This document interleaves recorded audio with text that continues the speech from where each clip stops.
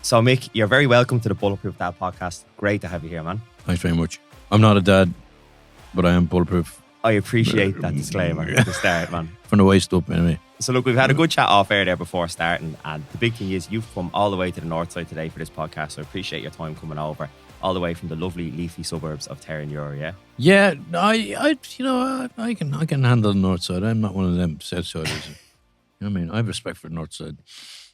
I love it, actually. It's better. It's much better. I actually feel more relaxed the minute I get over the north side. Okay, cool. Yeah, you feel more at home here, yeah? Well, I just think Terranure has gone a bit aspirational, you know what I mean? Yeah. Everyone's kind of showing off. They're trying to be like they're in Ranelagh, you know? Okay, yeah. There's a lot of yummy mummies going around, came up from the bog, and they're wealthy. They're trying to be posh, but they... you can see through it, yeah? I can see through it. If real posh people just keep it chill, you know what Yeah. I mean? Like yourself. Did you myself. grow Yeah, exactly. Yeah, we're proper posh. Yeah. Did you grow up there, did you? Yeah. My parents moved there. My mother was from Clare, my dad's Crumlin, so I think they just randomly got a gaff there up in Brighton Gardens there. And when I was the first year we were in Cork or Kerry, and we moved to Turner. We were there, and we went over to Sweden for a year then in 1980, and then we came back to build another house in Turner. So, or just they sold the other one and they got a new house. Cool. So, kind of growing up as a teenager was all kind of based around there, was it? Yeah. And what sort of music would you listen to then? Kind of growing up, what kind of came to influence you in the early years? Because I'm sure they're pretty important looking back on. Oh, definitely, yeah. You know, well, you know, I suppose Michael Jackson was a big thing. I remember there was a girl that lived around the corner. She used to babysit us in Clare, her name was, and she was a lovely woman, and she used to give me tapes, compilation tapes. She gave me one with kind of Michael Jackson, Billy Joel, Yellow, some other songs like that. Kind of a lot of Michael Jackson, some Queen, and then I got really into that tape, and I would listen to that over and over again. And then when I was around 8. Then we used to try and make our own little radio shows. We listened to the radio, and the same as most people did, you know, with cassettes and all that. Record taping them off the radio, yeah. trying to be a DJ or something. But, and got into that, and then I think I heard the guitar was, I think, One Vision by Queen. Yeah. When I heard that, I was like, great tune, yeah. Just like down. I was like, why is that? I just want to be able to do that someday. And then I went to see Back to the Future. You know, Back to the Future was a big cultural moment at the time. When was that? 1984 or whatever. But Back to the Future was a big influence. It was a big cultural thing. They kind of channeled the zeitgeist of Van Halen to that. The American idea of this big, loud, rambunctious guitar. I just got really into the guitar around then. And then Brothers in Arms, the album, I got that cassette when I was 11. And we listened to the riffs on that. Yeah. And I was always wanted to do the Money for Nothing riff, but that's a difficult one, actually. But he has his own style, doesn't he, Martin Knopfler? Like, he's quite different the way he plays it. Like, yeah, big time. Yeah, I mean, he kind of plays with his fingers mostly. Yeah, you know? And he has a very delicate touch. He's a fantastic musician, a genius. You know, the solo on Brothers in Arms used to make me cry when I was a kid. You know, still does actually, but it's so beautiful. But yeah, so I was kind of getting really excited about music then when I was around 11. They used to call me Walkie Talkie. This girl that. These girls that me and Mark, my friend, were kind of ensconced with when we were 12. We were just obsessed with these young ones in Eden Square. There was a little park around Terranure. And they used to call me, there's Walkie Talkie, because I constantly had the Walkman in, you know what I mean? Yeah. And I had then there was a guy across the road from us, Adrian Corrigan, and he was a big heavy metal guy. He kind of went to his own phase. He started off with Queen and Black Sabbath and all that, and then got into some crazy punk and all. But he, and his older brother was also a musician, but he was more kind of into reggae and indie. But he had a big collection of metal stuff. He gave me loads of tapes. Yeah. And I was kind of getting into Queen. And he gave me a brilliant Queen compilation. Had some amazing tracks on it, like be kind of not well-known ones, but, you know. I got obsessed with Queen and completely obsessed. And then I started playing the guitar when I was around 12. So that was basically it. Did you just pick it up yourself and start trying to teach yourself, or did someone teach you, or did you go to lessons, or how did that kind of evolve? Started on myself, yeah. Well, my aunties, all my mother's family are musicians, so my aunties were guitar players, and my uncle, and they're all musicians really. But do they all live in Clare still? Were they all still based down there? Or were they a lot of them went to Cork, yeah, because they're originally from. My grandparents are originally from Cork. They moved up to Clare for my granddad got a job. So my mother's Clare as well, so something in common there. So. Oh, really? Yeah. Clare, the salt of the earth. Yeah, really, it's a beautiful place. I love it. Yeah. Lovely people. But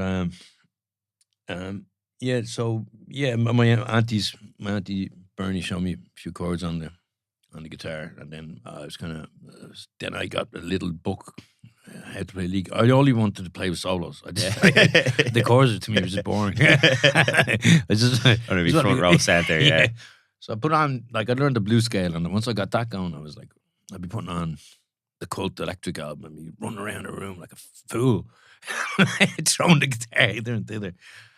I was still doing it. Like I did it every Friday. I'd be playing it behind my head, and I actually had more practice with the guitar behind my head than probably. I was practicing it behind my back. I was practicing it under the leg. It's an outrageous skill. Like for someone that can't play the guitar normally, we see someone just showing off, trying over the back of their head. Like it's pretty impressive. I kind of wanted to play it with back behind my head before I wanted to play. I was more into the showmanship than I was almost into the guitar. But I was still, I got obsessed with it. But a lot of us back then, we were all.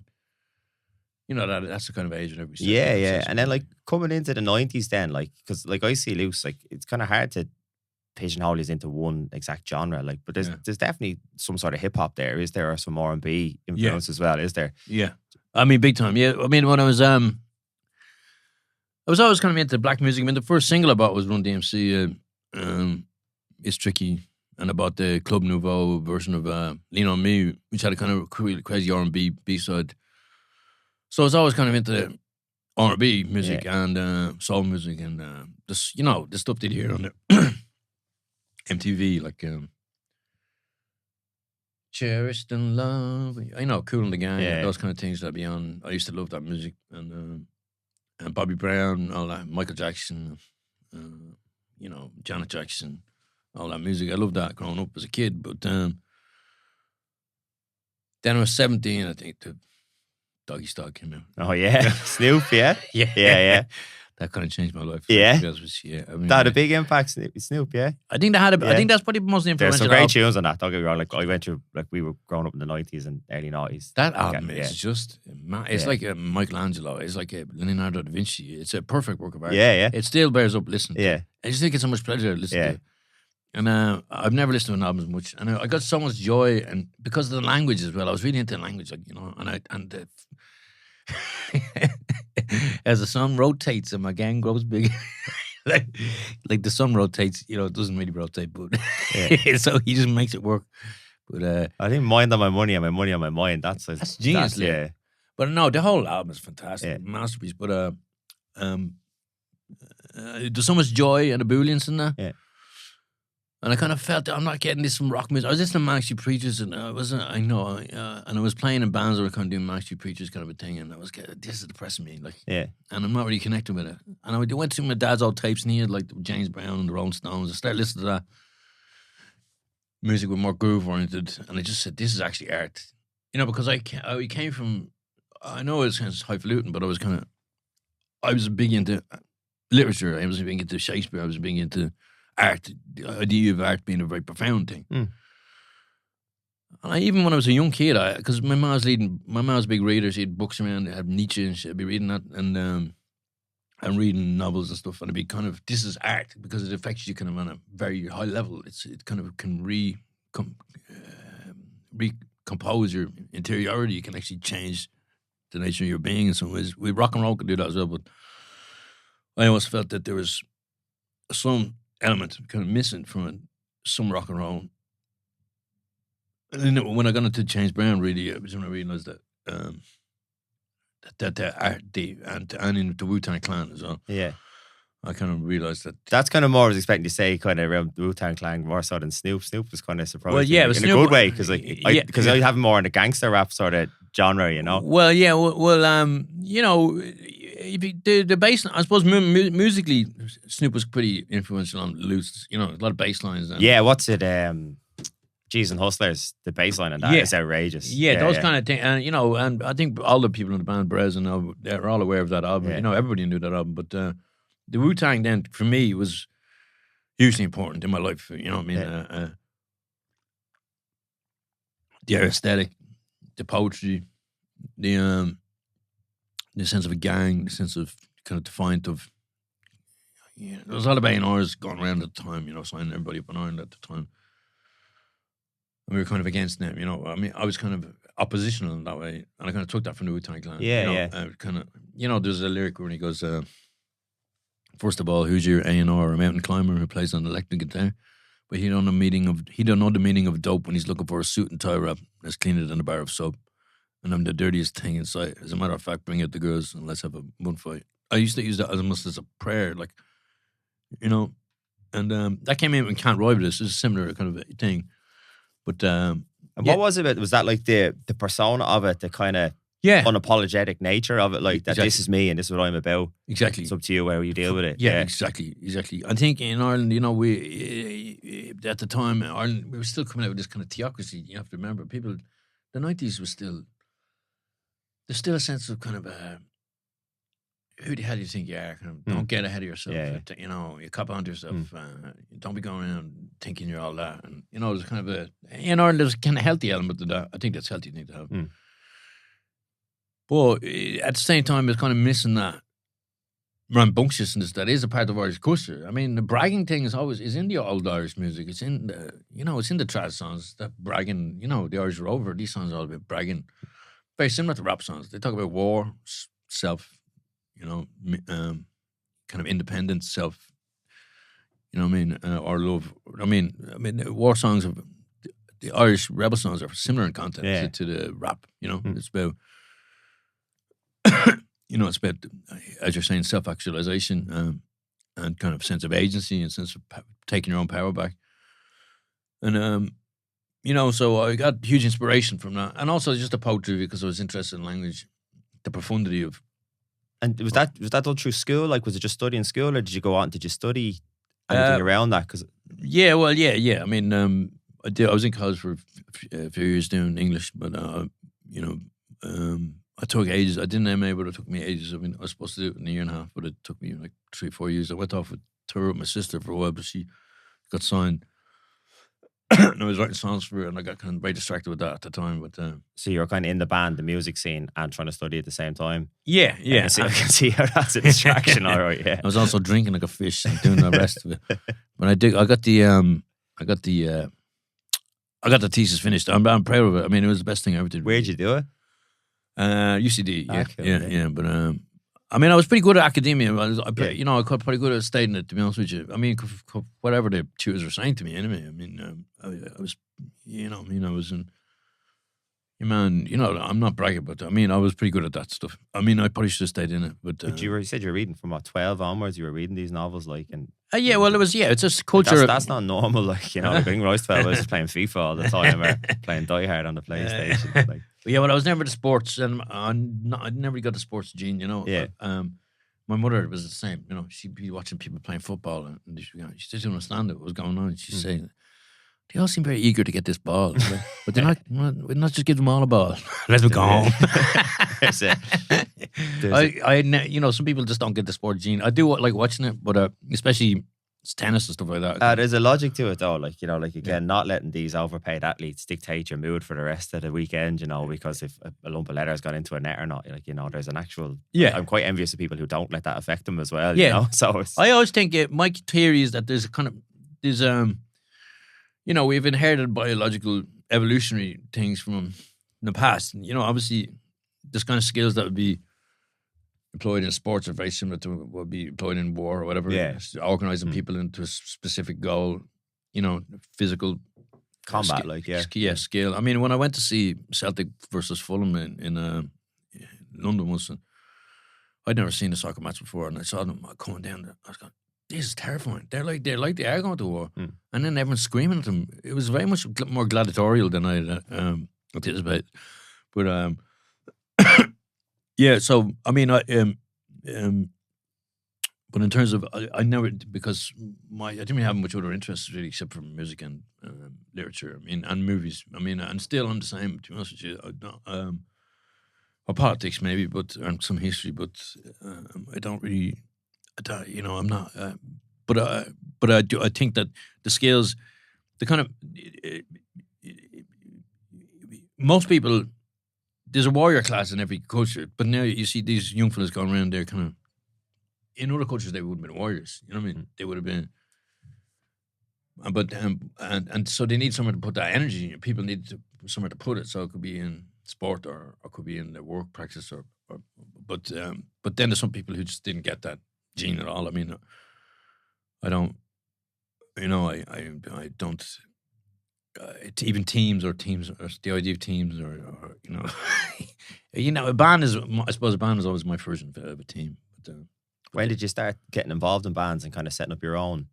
Yeah, when I was very young. Yeah. I suppose I kind of wanted to get, maybe there's kind of a substitute for the kind of camaraderie that people get from sports. Yeah, you know what I mean? Bringing people together. Working on something.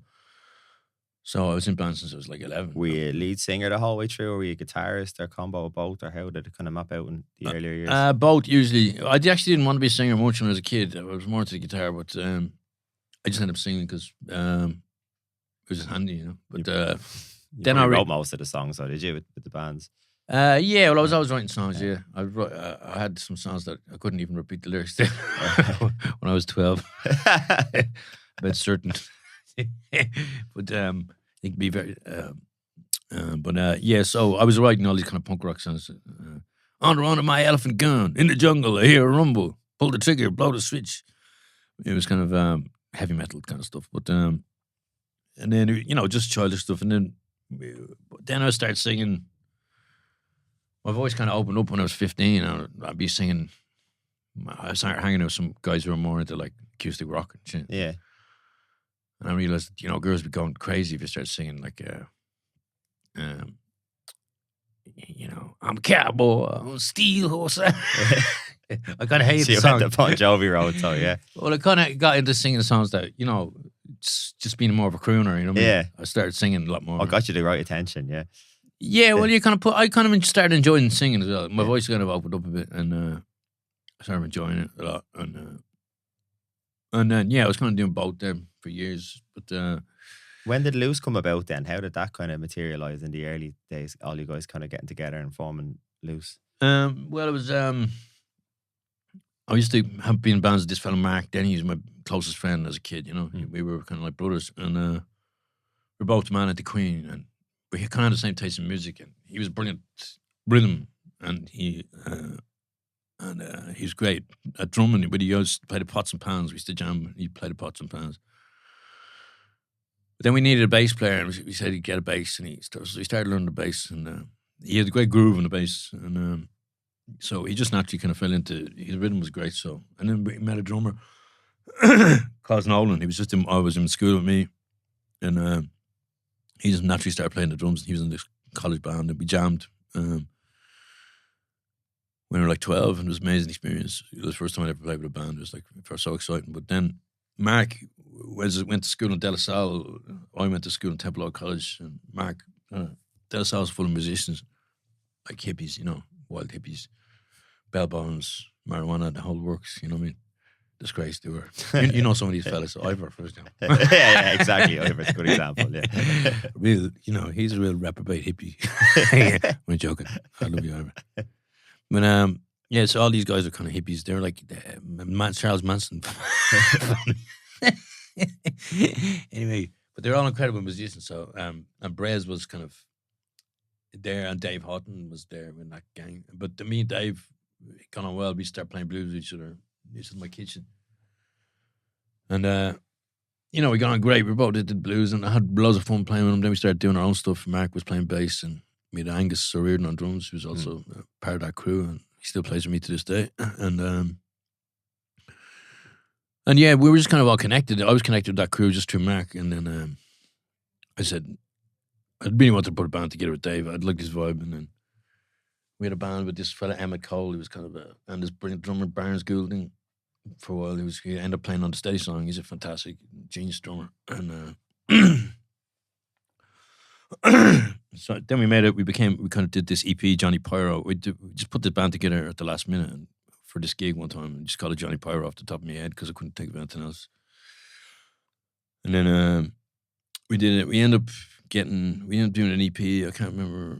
Oh yeah, we won a battle of bands, some Heineken battle of bands. Or we came third. Sorry, and we got some studio time. We got like a week and a half into some studios.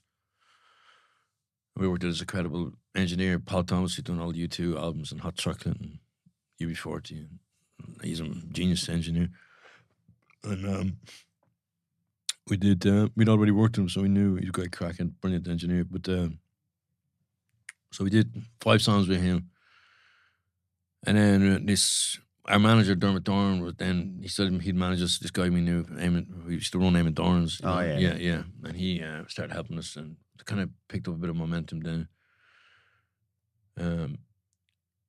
How long would you have been together before Tomb of the Juice came out then, the first album? Not long. I mean, I think, the fella Emmett left the band. He left and then we were looking for a guitar player and we just said Brez straight away.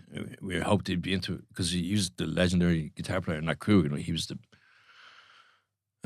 just a genius since he was a kid. We seen him when he was 15. He was flying around doing albums and shit. Like, I mean, insane musician.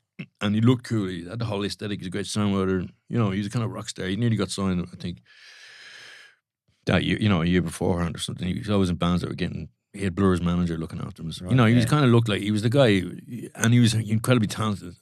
I didn't know him that well at the time. I knew him from being around, but when he joined, then he didn't really have time to write much on the first album. But he wrote one song which is great, 6 Sober Sounds, which was one of the best songs in it. And then once he joined, the gigs started getting very good altogether.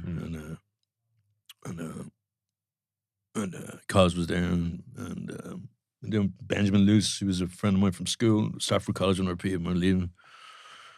He was there the whole time. So when Mark left, our other fellow, Mark, that I said originally was the link between everyone. He left the band, and then we brought in Benjamin, and then he kind of lifted off there. And he became a kind of very charismatic performer. And then he was the bass player. Yeah. He's good. He's touch and feel in it about him on stage, isn't he? Yeah, he's got incredible swag. Yeah. He dances around. He's own way of dancing around. It's amazing. What I see on video, it's like, Jesus, man, that's super cool bass action. But then we kind of got good at playing live then, and we started getting a bit of a following with the live gigs. Then we got this fella from England, Abo. He's kind of we used to run V2 Records. He worked with Virgin Records, and he had a few offshoots like that in Britain, and he was eager to sign. He signed us, and so he signed us for the first album, and then we put out the album in England, and we kind of got some good reviews and stuff. We did a few gigs, we did a tour, and then in England we did the Glastonbury, we did those things, and then we got some good reviews in Q and all that, and I think that opened up the Irish people to us a bit more. So you actually hit the English circuit first before the Irish one? Yeah, with the first one, yeah. I mean, I think in Ireland you kind of have to do that. If you don't get a bit of kudos over there, they won't get you looking sometimes, you know what I mean? And I think that's what gave us the setup then for the second album. We didn't have a deal for the second album. We just had to do it ourselves, you know? Yeah. We were with the help of Dermot Dorn, who kind of financed a lot and helped us get in the studio. And then we started doing gigs. We put out the Comeback Girl. And was that the first one you released off? Was it off the second album? Yeah. We put it out before the album was even, done. You know what I mean? But that became so popular on the radio that we got gigs out of it, and the gigs we were able to finance the album. You know, so I remember the first time we played. I think it was Claire or something. I mean, there's more people than we'd ever seen. There was females and all there. And what the hell is going on? But they weren't into the gig at all. They were just standing around with their arms folded. We played Comeback Girl. They all come up the front. Yeah. They're boogieing for one song. There, yeah. And then they said, will you play it again? And then we had another hit on the radio with the You Know It. And then we were very lucky with the radio play. The radio gods of Ireland were very kind to us at that stage. I mean, it's very hard now for people to get on the radio at all in Ireland. So, the Brian Adams and Jim and the people at FM104 and some fellas in RTE and Tony Fenton. Yeah, but I know it's luck, but you're also, it helps when you have good tunes like that, you know, like that gives you a chance to foot in the door, you know, people are listening to it, not switching off when it comes on, you know, like they have a vested interest there to play these sort of tunes. Yeah, well, it fit into their format as well, you know what I mean? Because it's whatever the sound of it was, it's kind of breezy, light, poppy, but it's kind of good groove, it's kind of radio music, you know, so it fit in pretty well. I mean, to the radio format at the time, we were lucky, and and then that gave us an opportunity to do the album, which was a crazy time. But it was that album. I'm really proud of it. What I'm putting on now. I mean, it was pretty good work of art. You know what I mean? We could have done every song the same as You Know It and Come Back, but we made a weirder album, maybe. But I'm glad we got to get some of that stuff in because it kind of stands up quite well. There's kind of like in those albums, the first two, there's a hip. That's what the hip hop thing came to me early on. That element, like there's a couple of off tracks in the album that's real common in rap albums, in particular, you know, like the kind of phone call stuff or the answer machine stuff and stuff like. And I've only ever seen it in the likes of like the Eminem's albums or Dr. Dre's albums. They would have had that. I never really heard it in like a rock band before. Like, now same here. I mean, I love those. Listening to those albums. I just like the atmosphere that they give those skits, you know, and they give us a vibe of a gang. I wanted to kind of capture the atmosphere we were having at the time. Because, I mean, at the time, the great thing about that was that it captured the zeitgeist of the moment we were actually in. You know what I mean? We were partying a lot. I mean, I was partying, obviously, more than everybody else. But you're the front man, though. It's kind of expected of you to an extent. But we were all partying a good bit after after the first album. We were enjoying ourselves because we had a fan base. Yeah. I mean, we were having fun. Like, and people were liking our songs. It was a great crack. We were having the crack going around touring. And, in the bog and up in England and everywhere and doing universities and, crazy gigs and, having a whale of a time.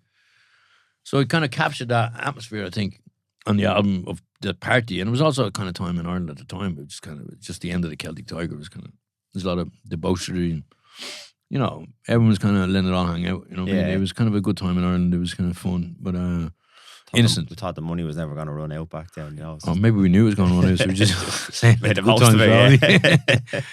But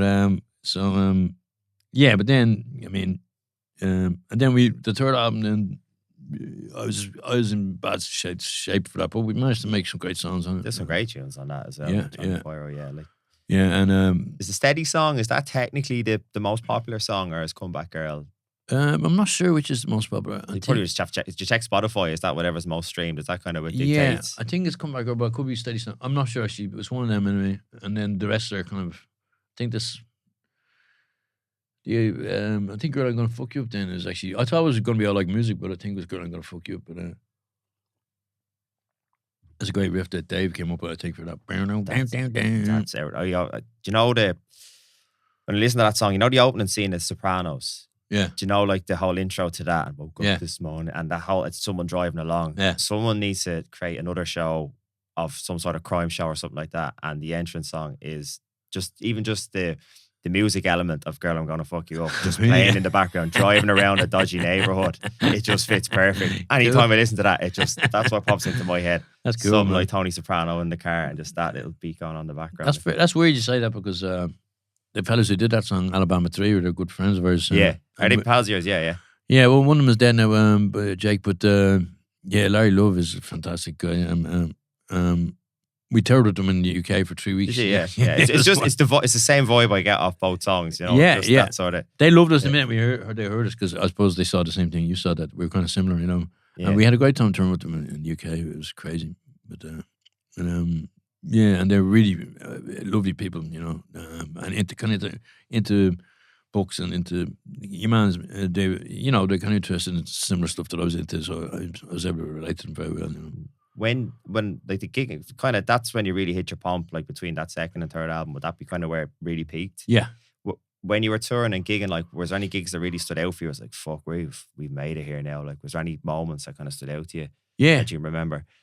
Yeah, well, there's one that's on YouTube. I think it was 2006. 2006. Yeah, I mean, there's one time it was after, after the album. I think it was. I'm not sure exactly. I think it was 2006, but Yeah, that was amazing because I'd always envisioned, as a kid, I had kind of this manifestation thing that happened. You know, when a kid, I always thought myself in a grey suit, like running around on stage like Freddie Mercury, getting the whole crowd to go crazy. Was this Oxygen? Yeah. Yeah, I was at that, yeah. Yeah, well, yeah. The grey suit. I still remember it was like a pink or a red tie or something. Yeah, that's right. Yeah, that was when we did break. Yeah. And I could see, I mean, it seemed like there was 20,000 people. They're all going, jumping up at the same time. That was wild, yeah. I said, move. And I said, at the back. And they were all, I could see a swarm of people just going, woof, woof, woof, woof. And the energy of the band and the whole thing and the vibe. For anyone listening to this who hasn't been to a Public Loose gig, Mick gives out to you if you're not bouncing around. Come on, for fuck's sake. You have to be the MC and the vocalist and the dancer. But it's funny that I remember that gig clearly. That was it. And it said you had it was a grey suit, definitely, yeah. Yeah. That always wear suits. I think it was like a wet afternoon at the festival maybe, and the place was just rammed. It was really busy, yeah. Yeah, and that was amazing. It was on the main stage. Yeah, that was an amazing moment. And we had loads of amazing moments, to be honest. There was another one when we came back in before that, which was a great time. It was kind of which was really a kind of eye opener that we could do. Just, I mean, we were it was around more of the time as Tomb of the Juice. I think it was 2004 or 5. And we were doing Tina Park in Scotland, and we came back and we didn't get any sleep, but we were all partying like crazy. Everyone been up all night going bananas. And we got to the place, we got to the gig then, and we were all 3 seats to in, but we were on a really good vibe. We were having a great crack with each other. And we went out and the place was jammed. And I've seen the footage. We were kind of like a evil gang. Like was this on The Ambassador that's on YouTube? No, it was around the same time though, yeah. And it was in it was in Oxygen, I think, yeah, but it was in a smaller tent. Oh, right. A tent. And I got the whole crowd to sit down at the end of it. 10 gigs are class at Oxygen. I've been to a few of them over the years. They're great. Even EP as well. Yeah, they can be intense, yeah. And they got the whole crowd to sit down. The whole crowd was sitting down, and they're probably pissed off, actually. I realised afterwards because it's very mucky. But the fact that I got them to do it, and the whole crowd going crazy, you know, for the gig. That was before we had any hits, really, with the comeback girl or anything, I think.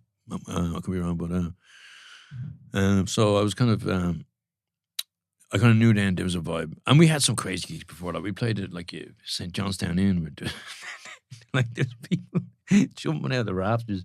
There was the stage invasion. There was like this moshing. There was, you know, it was like the wildest thing I'd ever seen in my life. Like it was just actually scary. Like we've had a few gigs like that. The same, you know, in Limerick one time as well. We had a stage invasion.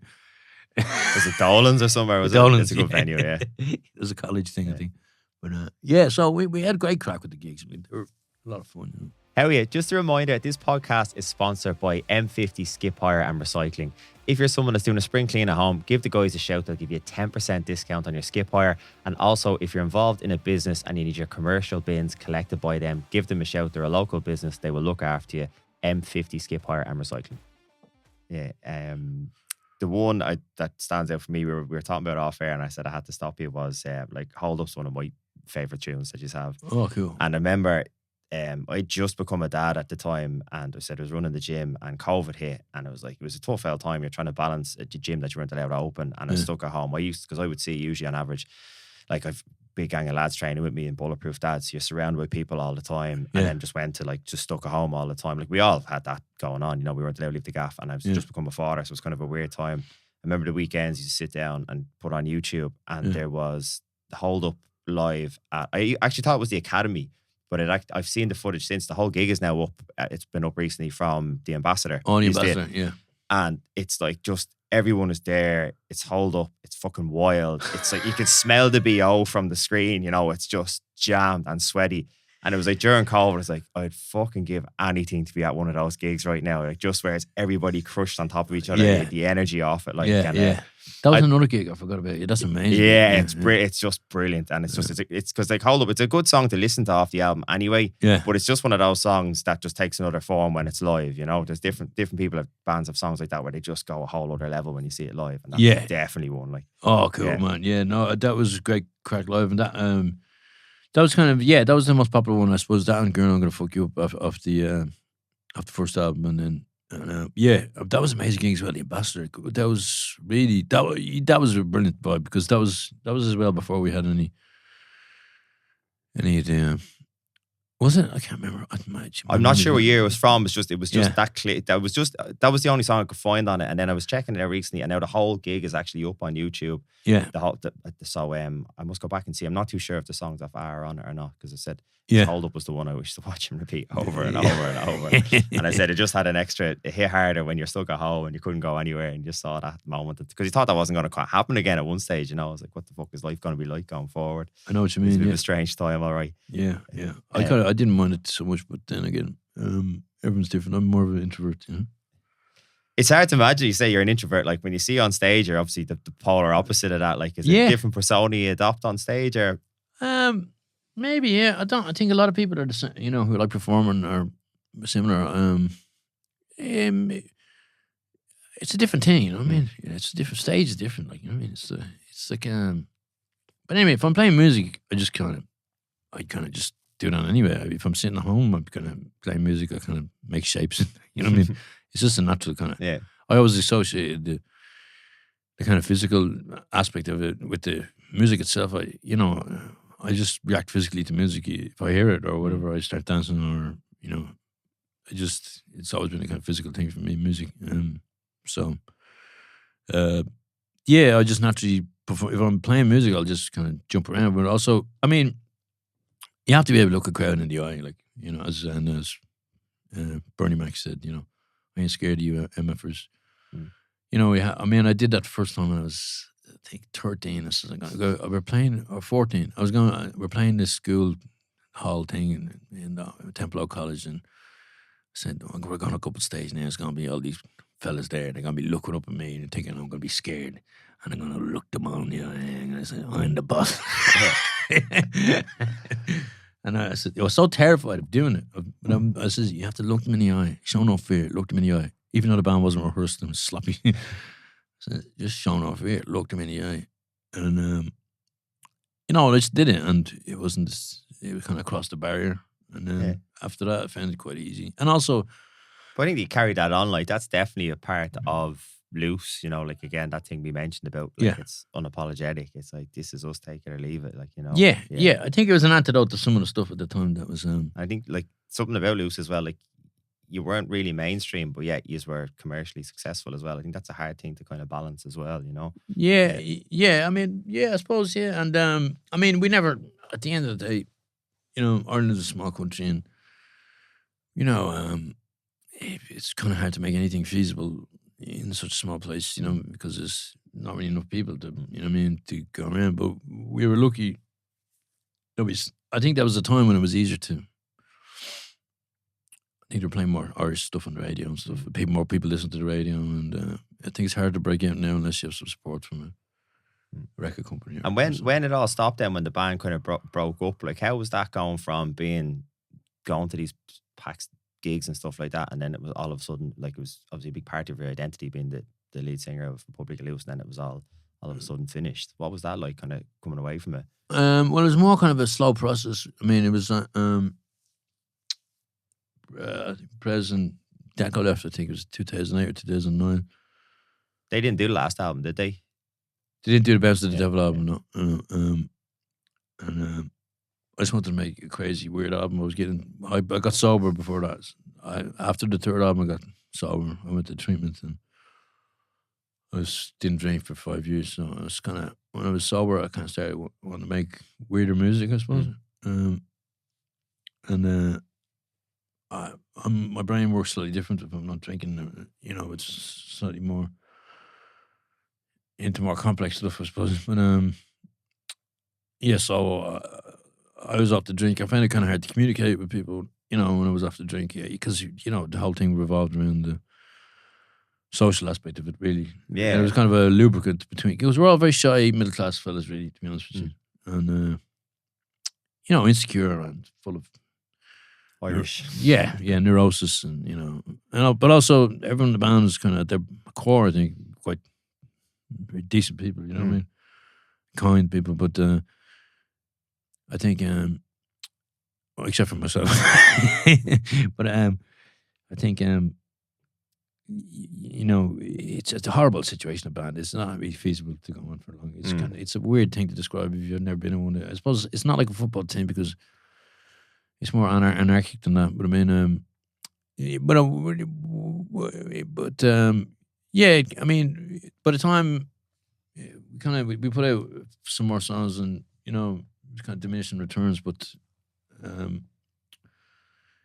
By the time it was finished, I'd had enough of it, to be honest with you. Was it relief more than anything there? Yeah. I mean, even being, being well known is actually, people always ask me, do people recognize you? And as if it's some kind of thing that I'd like. It's not really that pleasant, you know what I mean? To be recognized all the time. Even if people are, most of the time, there are people who come up to you are fans of the band, which is great, and I love chatting to those people. But it's not really that. I don't know if I ever really wanted to be that famous, but I mean, you wouldn't take up a bit of famous. We were kind of a small Irish band, but it's a small country, so no, yeah, you definitely were. Like, so, so still, I mean, it's good to get recognised and good to get, but people put you in a shell and put you in a box. You know what I mean? It's kind of, I'll always be that crazy guy who's jumping around on stage to come back up, to some degree. But like, is it hard to go about your business? Like, it's like, go grocery shopping and do your day-to-day stuff when you have this persona around you and like people see you? Or when would you found it challenging to be seen out and to be known? Well, it's the more it's, I kind of got used to it, to be honest with you, but it's been, I suppose it was 20 years now. And I always thought I was fucking a big shot. You know what I mean? I was kind of a narcissist anyway, and I was always kind of, you know what I mean? But no, it's fine. I mean, it's it depends where you are. If you're in, if you're in a bar where there's people in the age of 30 to 45 of a certain, the caliber of people, they'll probably some of them might know who you are. You know what I mean? It's grand. I mean, you know what I mean? It's fine. Because we do play so many universities and stuff. We were playing them every year. You know what I mean? So a lot of people seen us live, and people still listen to the music. Thank God. But yeah, I mean, it's. I suppose. I mean, it couldn't have worked out any other way. I mean, definitely you'd rather have money than be recognized on the street. Yeah. Likes and follows don't pay the mortgage, as you say. Yeah. I think people think that with if you're recognized, that somehow it kind of makes your life easier. And it's just like if you're going into the shop to buy like, say, some toilet paper or something, and somebody goes, "Oh man, like your album or something," then you, "Thanks a million, bro. Thanks a million." And even though it was very heartwarming, at the same time, it's kind of, you feel awkward. If someone's giving you compliments, sometimes it's, yourself. If somebody starts to tell you you're great, you start going, "What the fuck?" It just doesn't sit well, yeah. Yeah. It's like, what do you mean? Like, what do you want? So, yeah, it's the same with everybody. But I mean, people, for some reason, when people are on the stage, people act different around you, and it's weird. You know what I mean? Because at the end of the day, nobody goes up to an engineer and goes, or a plumber goes, "Listen, man, the plumbing you did was fantastic. You're the best plumber I've ever seen. You're unbelievable, man. You're my hero." I mean, whereas, the person who made this desk, the person who built this microphone, or designed the microphone, or came up with the recipe for that beautiful chocolate bar, or, all these essential things that we have around us, they were the work of human industry, and, someone's put their soul and life into it. And, but for some reason, if some guy goes up and stands on the stage and does it, everyone thinks it's amazing. But everybody creates art and, around them. I think, though, we all have a dream at some stage, like every single one of us, to be on stage with a guitar in front of a crowd. Like, we all have that aspiration at some stage. So I think those that actually go and do it, you're always going to have that underlying respect for, and that graw for, Well, no, I know, but I feel the same way when I meet musicians. I mean, that I love. I mean, I met my heroes, a lot of them. I met RZA, I met Ghostface Killer, and it didn't go very well with RZA. But so I met like Wu-Tang and and you say you want to say you changed my life. I said to Ghostface Killer, your music will be remembered like Shakespeare. Be remembered in 500 years. You're a genius of our time. Yeah. And he was very he said, thank you, bro. He was very nice. And but RZA, I was a bit out of my mind when I met RZA, and he said, okay, bro. Bye, bro. And so, or I met James Dean Bradfield as well, who was sorry, man. I'm a singer from the Manic Street Preachers. Yeah. I was a big fan of Manic Street Preachers when I was younger. And then I met him, and it was a bit awkward. He didn't really like me, and so it can be, you can meet your heroes. I met this singer from the New York Dolls, who was a big hero of mine. I supported him one time. And one big fan you had was Sinead O'Connor. Like you played with Sinead. Like how did that come about? Was she just a fan of the band, and you started gigging together? Or? Well, it was really my ex-girlfriend Tara McCormick. She was working in Ruby Works Records at the time, and Sinead was signed to her. And Tara did us a favour and kind of put Sinead onto us. Yeah. She liked the music, and she was doing a song at the time, doing an album that she recorded that she wanted to release a version of the Curtis Mayfield song, but the record company thought it needed a bit of sprucing up, so they asked us to do it. Tara suggested that we do it, and we'd give it a shot. We took her vocal and built a track around it, and then we released it, and she was happy with it, and we did the Meteor Awards with her. And then she sang on the Republic Loose album, the third one. Telephone, wasn't this a song? Yeah. That was a scary day. I came into the studio a bit late. She was in there.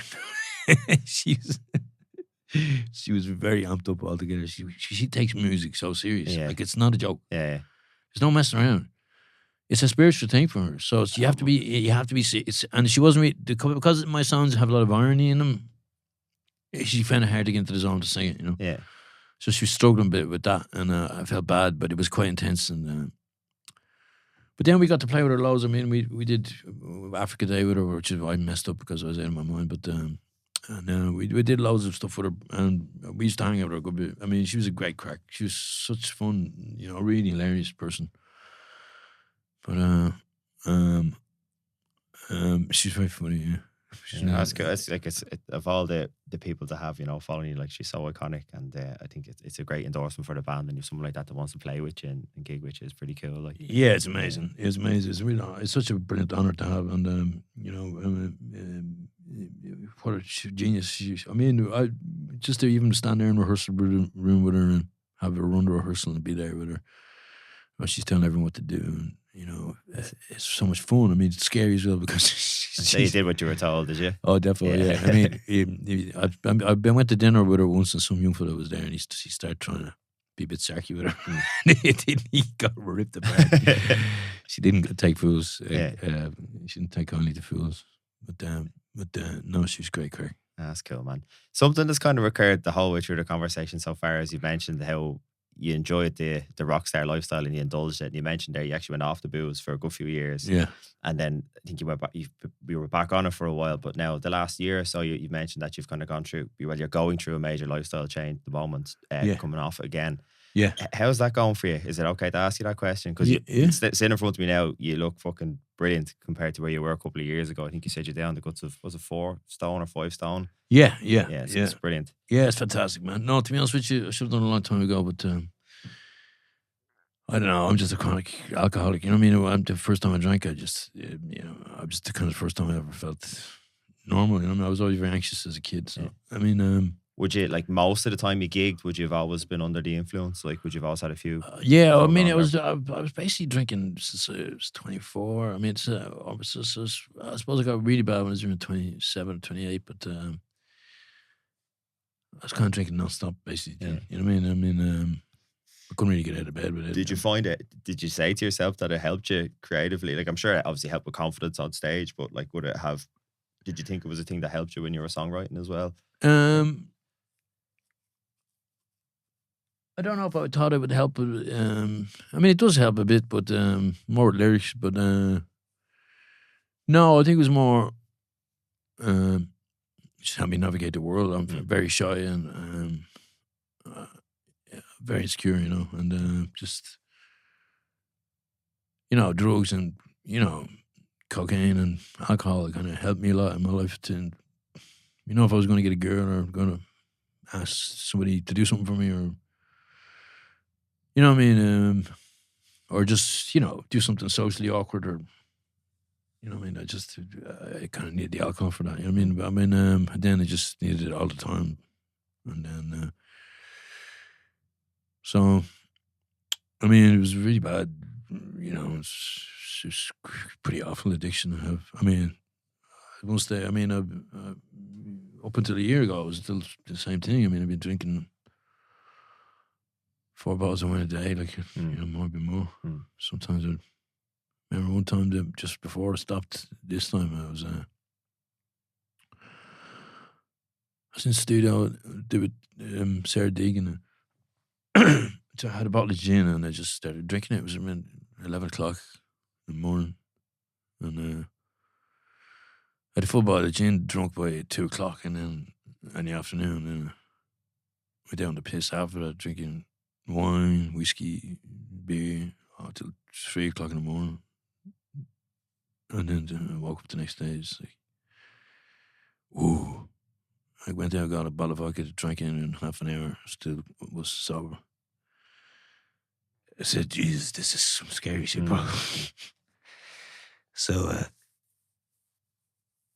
if you can't get rid of your hangover with a whole bottle of vodka, you're in bad shape.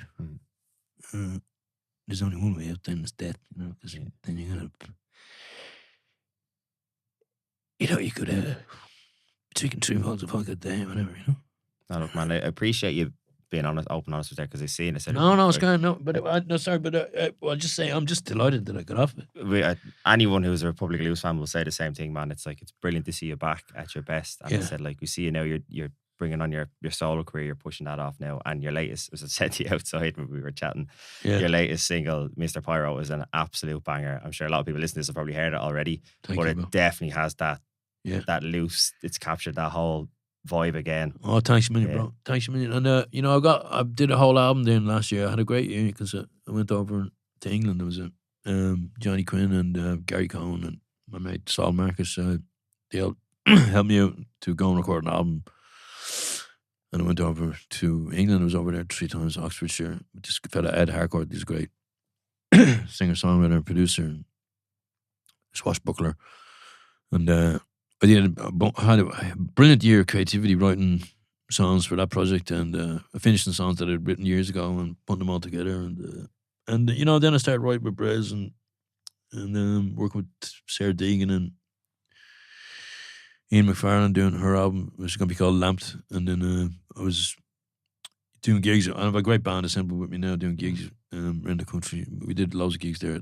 So I had a brilliant year, It's been the best year of my life, really. Yeah, and it's great to hear. Yeah, no, good man. Look, and I appreciate you sharing that with us, because it's quite a vulnerable story. And I said, particularly someone, like, different people from all walks of life struggle with this, but when it's someone who's a rock star and you're surrounded by it, like even now when you're gigging, you're going to pubs, you're going to bars, you're in venues, you're surrounded by it all the time. It's not something you can unfortunately just hide away from or shy away from. Yeah, but I wouldn't call myself a rock star. No, you need to be, I think, maybe a rock star in Chapel, is it?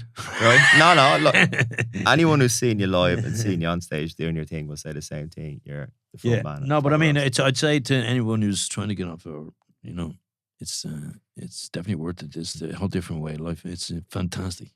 I'm very lucky to have been able to get off it. It was a horrible 3 months, but it was, I mean, everything is like a breath of fresh air. I mean, the problem is, if you're feeling good for a long time, then you start forgetting the bad vibes. But I think it's just getting through the first 3 weeks is the hardest, and then the first 3 months it goes in threes. But it's definitely a lot easier now. I mean, I'm trying to hopefully hope to Jesus now. I'll never go back on it. No, please God, man. But one day at a time, as they say. Yeah. And finally, we were speaking a little bit about this earlier. There was a big reunion gig last year that took over Croke Park for a few days with Oasis. Yeah. And it seemed to go down very well for lads of my age bracket and above, a lot of which would be Loose fans. So is there potentially anything on the horizon? I have to ask you that before I let you go, because there's going to be a lot of Loose fans listening to this that would look forward to something in the future. You mentioned there you're back writing songs with Brez at the moment. Yeah, I mean, writing with Brez is a good bit. Yeah, it's fantastic. He's a genius, Yeah, I mean, I'd like to do some music with Brez, and we could probably do an EP maybe. And Yeah, I'm up for it. I mean, I'd have to get more fit. I have lost weight and I do feel a lot better, but have to be running for around 6 months, I'd say. Maybe next year or whenever. If you're looking for a gym, I'll get you in off the road, man. Once you give me a ticket for the gig, you can come up and train with us. Not a bother, man. You can get me a 6-pack. Yeah, that's proper a deal, 6-pack. I want a 6-pack. You'll have a body like Cristiano Ronaldo 6 months time. Excellent. Just sign me up, bro. It's about time I got one of them things. They're all the rage. You know. Probably gone out of fashion by the time I get one. I want the beer belly. You're looking for a beer belly instead, yeah. That buzz, they're all the rage. No, look, Mick, that's exciting news. So, look, please God, that does happen in the future. And I said you have the ultimate song for it as well with Comeback Girl. So it feels like it's written in the stars, man. So, touch wood, all goes well, man. But look, thank you so much for your time today, man. This has been an absolute pleasure. Thank you, man. Thanks, man. Thanks for listening to this week's episode. I hope you enjoyed it. If you want to reach out to Mick, you can get him on Instagram, or you can see him in the Foggy Dew on Friday evenings. He plays there regularly. On top of that, he's involved in some of the festivals coming up this summer. He was also keen to mention his drummer, Andre, who's been with him since 2008. He's been his ride or die for years, and he was conscious he wanted to give him a shout out on the podcast too.